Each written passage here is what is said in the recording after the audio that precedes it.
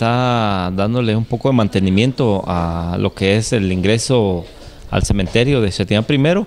Sin embargo, estamos viendo también la posibilidad de que en su oportunidad poder balastrar la totalidad de este camino. Realmente lo que estamos haciendo en este preciso momento es únicamente un recapeo del área. Sin embargo, nos estamos dando cuenta también de que es necesario el balastro de la misma, y acabamos de platicar con los señores miembros del COCODE y de las otras personas que están acompañándolos para que al nomás se calme el agua, pues vamos a proceder a balastrar este sector. ¿Cuántos kilómetros de reparación serán en este sector?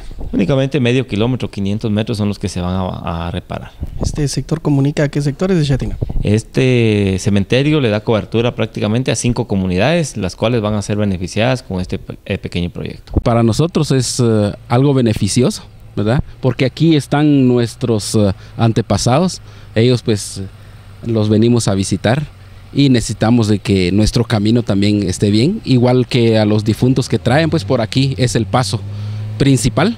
Aquí vienen las 8 comunidades, ¿verdad? Aquí vienen los 5 Xatinap y los 3 caseríos que tenemos acá en todos los Xatinap. Y a Dios gracias, pues vemos ya la maquinaria que está trabajando, pues, ¿verdad?